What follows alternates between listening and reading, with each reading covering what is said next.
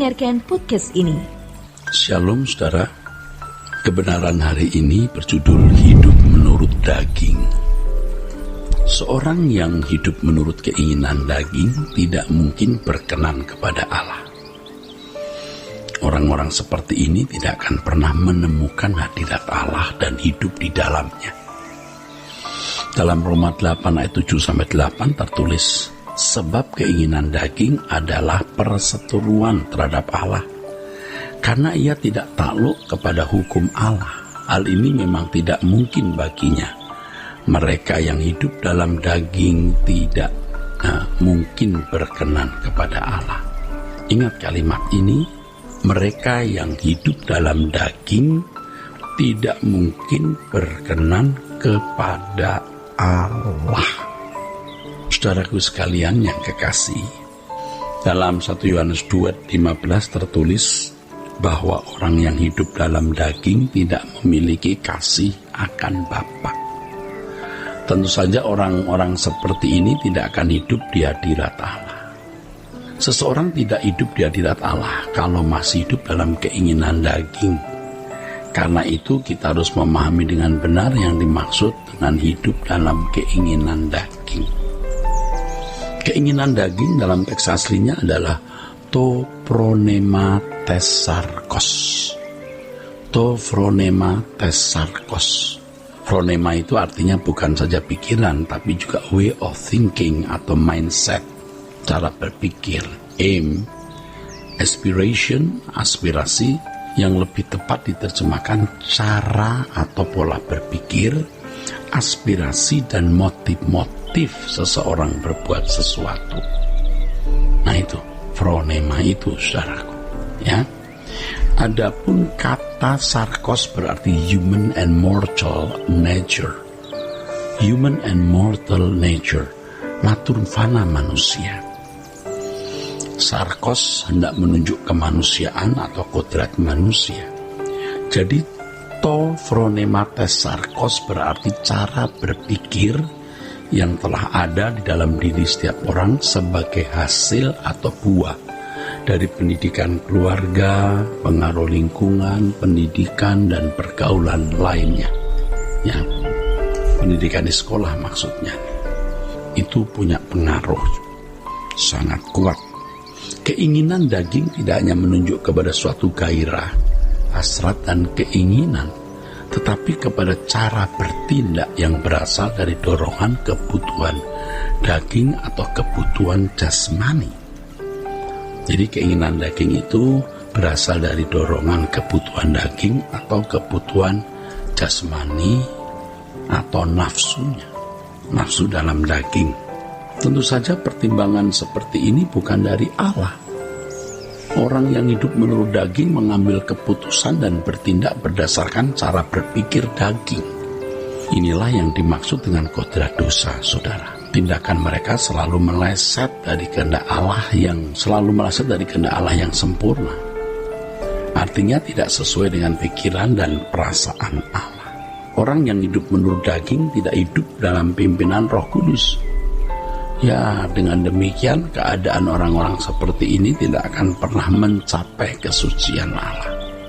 Orang yang hidup dalam keinginan daging dalam segala hal yang dilakukannya bertentangan dengan pikiran dan perasaan Roh Kudus.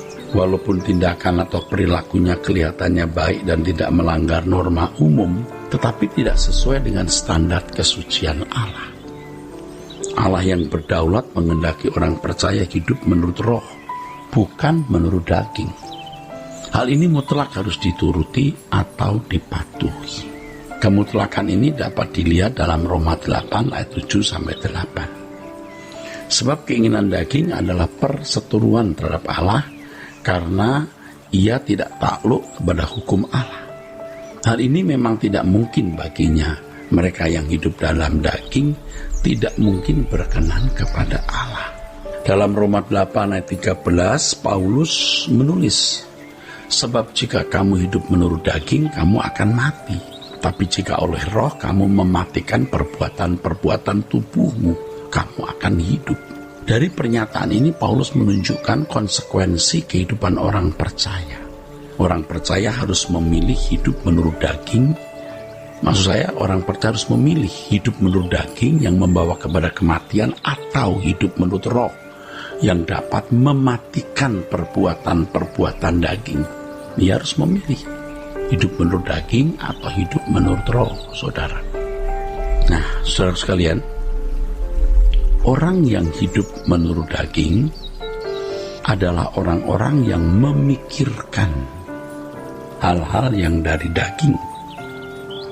Keinginan daging adalah maut. Keinginan daging adalah perseteruan terhadap Allah, karena tidak sesuai dengan pikiran dan perasaan Allah. Ingat, pikiran daging itu pikiran yang berlandaskan atau bersumber atau berpijak atau berbasis pada kebutuhan pemenuhan jasmaninya yang didorong oleh nafsu di dalam daging itu. Maka firman Tuhan mengatakan, ya tidak mungkin orang-orang seperti ini berkenan kepada Allah. Dalam hal ini Paulus hendak mengemukakan adanya perbedaan yang mencolok antara anak-anak Allah dan anak-anak dunia. Sebaik apapun anak-anak dunia yang tidak hidup menurut roh, tidak mungkin dapat mencapai kesucian berstandar Allah. Tidak mungkin. Dan mereka tidak dapat hidup di hadirat Allah. Jadi hidup di hadirat Allah itu memang privilege. Privilege itu hak istimewa, hanya untuk orang yang percaya kepada Yesus dengan benar, yang ditunjukkan dengan proses pendewasaan rohani untuk makin menjadi seperti Yesus. Saudaraku, orang percaya harus mematikan keinginan daging. Harus. Paulus mengatakan, tetapi jika oleh roh kamu mematikan perbuatan-perbuatan tubuhmu, kamu hidup. Dalam hal ini sangat jelas, orang percaya memiliki kehendak bebas untuk menentukan keadaan atau nasib kekalnya. Jelas. Kesediaan untuk tekun dipimpin Roh Kudus akan melahirkan cara berpikir yang baru, sebab Roh Kudus menuntun orang percaya kepada seluruh kebenaran. Cara berpikir yang baru dapat melahirkan hasrat atau gairah baru yang sesuai dengan pikiran dan perasaan Allah. Dengan sendirinya hasrat-hasrat dan segala gairah di dalam dagingnya dimatikan. Hal ini sama dengan kenyataan hidup. Jika terang datang, maka kegelapan akan menyingkir atau hilang dengan sendirinya. Hal ini tidak terjadi atau berlangsung dengan sendirinya. Bukan seperti sebuah kisah yang ditulis skenarionya dan diatur oleh sang sutradara, saudara. Bukan demikian. Setiap individu harus mengambil keputusan dan pilihannya. Setiap hari adalah perjalanan pilihan. Setiap hari adalah perjalanan pilihan dan kebebasan untuk menentukan atau mengambil keputusan. Tentu saja, saudara, ya, hal ini terjadi atau berlangsung melalui perjalanan waktu yang panjang, yaitu sepanjang umur hidup kita, umur hidup seseorang. Dengan demikian, perjalanan hidup orang percaya adalah persiapan untuk masuk ke dalam kerajaannya, kerajaan surga. Seorang yang hidup menurut daging, saudara, tidak mungkin berkenan kepada Allah. Sebab orang seperti ini tidak akan pernah menemukan hadirat Allah dan hidup di dalamnya. Kiranya kebenaran hari ini memberkati kita sekalian. Sola Gratia.